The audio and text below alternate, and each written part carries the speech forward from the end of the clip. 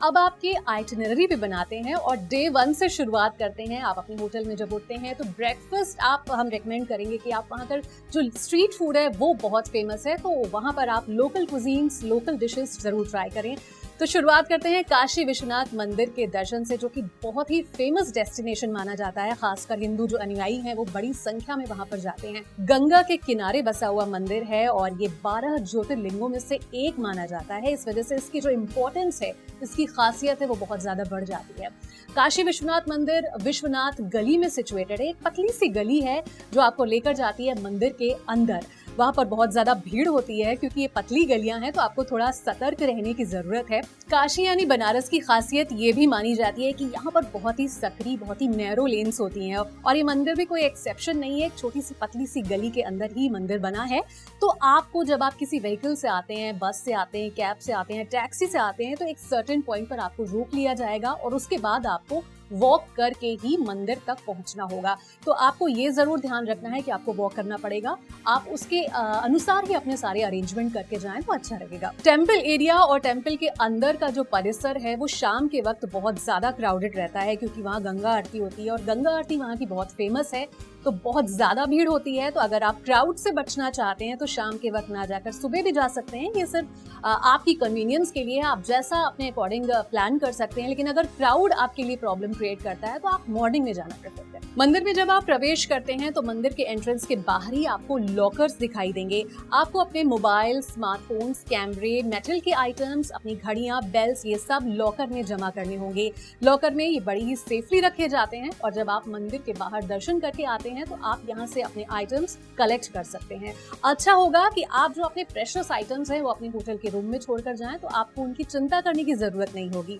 इसके साथ ही मंदिर के अंदर फोटोग्राफी प्रोहिबिटेड है, तो आप बाहर से जितनी तस्वीरें लेना चाहते हैं उन्हें ले सकते हैं। चलिए अब आपको मंदिर की टाइमिंग्स के बारे में बता देते हैं। तो मंदिर सुबह 3 बजे खुल जाता है और रात के 11 बजे तक यहाँ पर भक्तों का तांता लगा रहता है। तो मंदिर में कुल 5 मुख्य आरती की जाती हैं। आपको इनकी टाइमिंग्स बता देते हैं ताकि आप अपनी पूरा प्लान उस अकॉर्डिंग बना सकें। सबसे पहले शुरुआत होती है मंगल आरती के साथ, जो सुबह 3 बजे की जाती है। 3 से 4 बजे के बीच ये आरती परफॉर्म होती है। उसके बाद होती है भोग आरती, जो 11:15 बजे शुरू होती है और 12:30 बजे तक चलती है। तो आप इसमें शामिल होना चाहें तो शामिल हो सकते हैं। तीसरी आरती होती है शाम के समय, जिसे संध्या आरती बोला जाता है, जो कि 7 से 8:15 बजे तक परफॉर्म की जाती है। इसके बाद होती है श्रृंगार आरती, जो कि उनके श्रृंगार के दौरान की जाती है। उसका समय है 9 से 10:15 बजे तक। और सबसे आखिर में होती है शयन आरती, जो कि उन्हें सुलाने के वक्त की जाती है। उसका समय होता है 10:30 से 11 बजे। तो 11 बजे इस आरती के साथ मंदिर के कपाट आपके लिए बंद हो जाते हैं, लेकिन सुबह 3 बजे से लेकर रात के 11 बजे तक आप आराम से यहाँ पर दर्शन कर सकते हैं। और हम रेकमेंड करेंगे अगर आप लॉन्ग क्यूज में लगना बचना चाहते हैं तो सुबह के वक्त आप दर्शन करने जाएं। सुबह 7-8 बजे के करीब अगर आप वहाँ पर जाएंगे तो आप आराम से दर्शन कर पाएंगे और आपको लंबी कतारों में लगना नहीं पड़ेगा। इसके साथ ही जो वहाँ पर फेस्टिवल्स होते हैं उसके दौरान भी वहाँ पर काफी धूम होती है। शिवजी का मंदिर है तो वहाँ पर जाहिर सी बात है शिवरात्रि की सबसे ज्यादा धूम होती है। तो महाशिवरात्रि के दिन यहाँ पर भव्य श्रृंगार किया जाता है पूरे मंदिर परिसर का, और भगवान शिव का भी विशेष श्रृंगार किया जाता है। तो अगर आप महाशिवरात्रि के दौरान वहाँ पर फेस्टिवल्स में शामिल होना चाहते हैं, इस आयोजन में शामिल होना चाहते हैं, तो आप जरूर शामिल हो सकते हैं। लेकिन ध्यान रहे कि इस दौरान बड़ी संख्या में वहाँ पर भक्त मौजूद रहते हैं, तो भीड़ बहुत ज्यादा होती है। इसके अलावा शिवरात्रि के अलावा वहाँ पर बहुत सारे फेस्टिवल्स का आयोजन होता है, जिसमें मकर संक्रांति एक है जिसे धूमधाम से वहाँ पर मनाया जाता है। इसके साथ ही देव दीपावली की भी काफी धूम रहती है। चलिए अब आपको अपनी सेकेंड लोकेशन की ओर लेकर चलते हैं, जो कि है दशाश्वमेध घाट, जो कि काशी विश्वनाथ मंदिर से 15 मिनट की दूरी पर है, बहुत ही पास है। तो वाराणसी को घाटों की नगरी भी कहा जाता है। यहाँ करीब 100 घाट हैं, बहुत इंपॉर्टेंट है, लेकिन उनमें सबसे ज्यादा इंपॉर्टेंट है, सबसे ज्यादा पवित्र और सबसे ज्यादा पुराना घाट जो माना जाता है वो है दशाश्वमेध घाट। इस घाट के अंदर बहुत सारे मंदिर हैं। बहुत ही खूबसूरत ये घाट है, जहाँ पर सिर्फ देश ही नहीं दुनिया भर से यहाँ पर भक्त आते हैं और वहाँ पर दर्शन करते हैं मंदिरों में। इसके साथ ही यहाँ पर जो गंगा नदी है घाट के पास मौजूद है, वहाँ पर पवित्र गंगा नदी में स्नान करते हैं। उसका भी अपना एक अलग महत्व बताया जाता है। हालांकि ये घाट सबसे पुराना है लेकिन रिलेटिवली काफी साफ सुथरा है। दशाश्वमेध घाट पर ही एक बहुत ही खास आयोजन होता है और वो है गंगा आरती, जो कि सिर्फ वाराणसी में ही नहीं पूरे देश में, पूरे विश्व में प्रसिद्ध है। अगर आपने फोटोज में देखा होगा, वीडियोस में देखा होगा, तो आप समझ सकते हैं कितना अलौकिक और भव्य माहौल होता है उस वक्त। गंगा आरती शाम को 7 बजे होती है। 45 मिनट की ये आरती होती है और उस दौरान जो पुजारी होते हैं वो एक जैसी ड्रेसेस, एक जैसे कॉस्ट्यूम्स पहनते हैं। ब्रास के दियों से ये आरती परफॉर्म की जाती है जो काफी हैवी होते हैं। बड़े संख्या में ब्रास के दिए इस्तेमाल किए जाते हैं। उसके साथ साथ शंखों की ध्वनि होती है, घंटों की ध्वनि होती है। ये पूरा जो माहौल बनता है वो बहुत ही अलौकिक होता है, बहुत ही डिवाइन होता है। तो इस गंगा आरती में शामिल होना ना भूलें। और जाहिर सी बात है कि गंगा आरती बहुत पॉपुलर है तो वहाँ पर भीड़ भी बहुत ज्यादा होती है। तो हम रेकमेंड करेंगे कि आप थोड़ा पहले वहाँ पर पहुंचें। अगर आप 1-2 घंटे पहले पहुंचते हैं तो आप अपना जो स्पॉट है वो रिजर्व कर सकते हैं और बड़े आराम से कंफर्टेबली आप इस पूरे व्यू का आनंद ले सकते हैं। बाकी जितने भी घाट यहाँ पर मौजूद हैं उनके बाहर बोट्स मौजूद होती हैं। उन बोट्स पर सवार होकर आप दशाश्वमेध की इस गंगा आरती का लुत्फ उठा सकते हैं। आज डे 2 की शुरुआत करते हैं धमक स्तूप से। वाराणसी में यूं तो माना जाता है कि हिंदू धर्म का स्ट्रॉन्ग होल्ड है, लेकिन बाकी धर्मों की भी इक्वल प्रेजेंस वहां पर देखी जा सकती है, चाहे जैन धर्म हो या फिर बुद्ध धर्म हो। माना जाता है कि जैन धर्मों के तीनों तीर्थंकरों का जन्म यहीं पर हुआ था। बुद्ध धर्म की बहुत अच्छी प्रेजेंस है क्योंकि माना जाता है कि यहाँ पर जो महात्मा बुद्ध थे उन्होंने भले ही ज्ञान बोध गया में प्राप्त किया हो, लेकिन उन्होंने अपना पहला उपदेश सारनाथ के धमक स्तूप में ही दिया था। यही वो जगह है जहां पर उन्होंने अपना पहला उपदेश दिया था और इसीलिए बुद्धिस्ट लोगों के लिए इम्पोर्टेंट और ख़ास जगह हो जाती है। ये जगह बहुत पीसफुल है, आपको बहुत आनंद और बहुत ही काम फील होता है यहाँ पर आकर, जैसा कि किसी भी बुद्धिस्ट और किसी भी रिलीजियस साइट पर महसूस करते हैं। आपको एक अलग तरह की शांति और सुकून का अनुभव होगा यहाँ पर भी। इसके साथ ही इसका जो स्ट्रक्चर है वो 1500 साल पुराना बताया जाता है। इसके वॉल्स पर बहुत ही एलिगेंट कार्विंग किए गए हैं जिसमें फ्लावर्स दिखाए गए हैं, जिसमें अलग अलग तरीके के फ्रूट्स दिखाए गए हैं, लोगों की एक्टिविटीज दिखाई गई हैं। तो ये कार्विंग्स भी देखने लायक होती हैं। इसके साथ ही अगर आप सारनाथ जाते हैं तो वहाँ पर सारनाथ म्यूजियम भी है। तो अगर आपको म्यूजियम में इंटरेस्ट है तो आप म्यूजियम में भी जा सकते हैं और वहाँ भी अपना टाइम स्पेंड कर सकते हैं। और अगर आप इस धमक स्तूप को काशी विश्वनाथ से विजिट करना चाहते हैं, वहाँ से ट्रैवल करना चाहते हैं, तो आपको सिर्फ आधा घंटा लगता है। आप इसे दशाश्वमेध घाट से भी कवर कर सकते हैं। वहाँ से भी आपको कुछ 30-35 मिनट का समय लगेगा और आप एक अच्छा टाइम यहाँ पर स्पेंड कर सकते हैं। हालांकि भीड़ जरूर इस दौरान वहाँ पर होती है।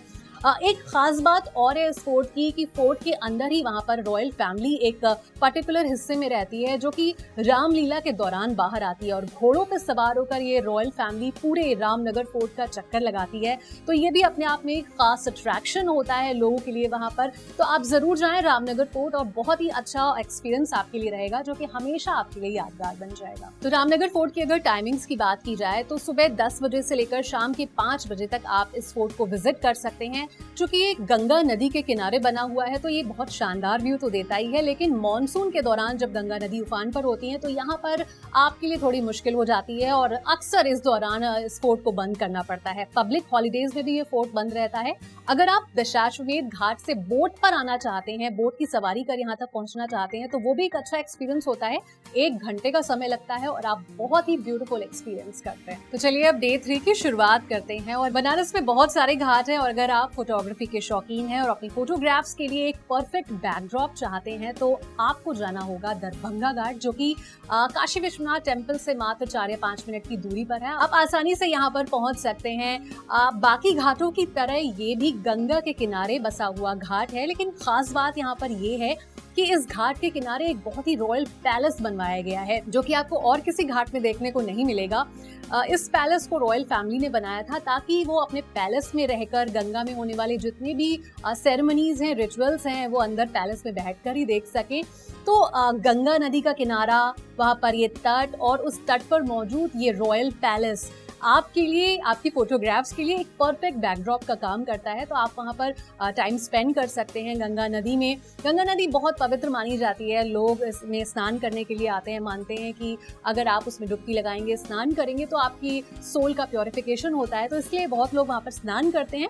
तो अगर आप स्नान करना चाहें तो ये भी कर सकते हैं। इसके साथ ही अगर आप शाम तक वहां पर रुकते हैं तो आप बोट राइड का मजा ले सकते हैं, जो कि शाम को ज्यादातर लोग करने वहां पर आते हैं, चूंकि वो सनसेट का समय होता है। और अगर आप वहां से बोट राइड करते हैं तो आपको पूरी गंगा का, पूरे बनारस का पैनोरामिक खूबसूरत व्यू वहां से आपको नजर आता है। और ये जो तस्वीर है, ये जो व्यू है, आपकी आंखों में बस जाता है। बहुत ही ब्लिसफुल एक्सपीरियंस होता है और सालों तक आपके मन में, आपके दिलो दिमाग में बसा रहता है। तो आप जरूर इस बोट राइड का आनंद लें। वैसे आप बोट राइड किसी भी घाट से कर सकते हैं, लेकिन अगर आप यहाँ से करते हैं तो आपको ज्यादा अच्छा व्यू देखने को मिलेगा। और चलिए अब आपको अपनी नेक्स्ट लोकेशन की ओर लेकर चलते हैं, जो कि है दुर्गा टेम्पल। दुर्गा टेम्पल भी वहाँ के popular tourist and religious destinations में से एक माना जाता है, जो कि अगर आप 80 घाट से जाते हैं तो मात्र 5 मिनट की वॉक से ही आप वहां पर पहुंच जाएंगे। और अगर आप दरभंगा घाट से जाते हैं तो 20 मिनट की डिस्टेंस में आप आसानी से वहां पर पहुंच सकते हैं। दुर्गा टेम्पल का ये जो स्ट्रक्चर है 300 साल पुराना माना जाता है और बड़ी संख्या में भक्त यहाँ पर आते हैं दुर्गा माँ के दर्शन के लिए। इसे मंकी टेम्पल भी बोलते हैं। तो आप, जैसा कि इसके नाम से ही जाहिर हो रहा है कि मंकी टेम्पल इसे बोला जाता है, तो अंदर आपको बहुत सारे बंधन मिल सकते हैं। तो आप अपने जो बिलोंगिंग्स हैं उनका खास ख्याल रखिए जब अंदर जाएं, क्योंकि हो सकता है कि वहां पर आपको बंधन मिल जाएं और आपकी जो वैल्यूएबल चीजें हैं उनको खतरा हो सकता है। तो इस बात को आप ध्यान में रखें। चलिए डे 4 की शुरुआत करते हैं और अब आपको लेकर चलते हैं रुचिका आर्ट गैलरी।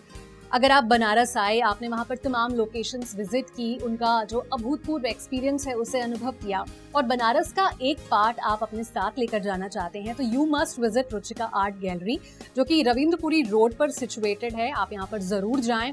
अब बनारस की बहुत ही खास जो एनर्जी है, जो वाइब है, साथ ही वहाँ के जो खूबसूरत घाट हैं उन्हें बहुत ही कलरफुल तरीके से पेश किया गया है पेंटिंग्स के जरिए। यहाँ पर बहुत ही खूबसूरत पेंटिंग्स हैं यहाँ पर, तो आप उन पेंटिंग्स को देख सकते हैं।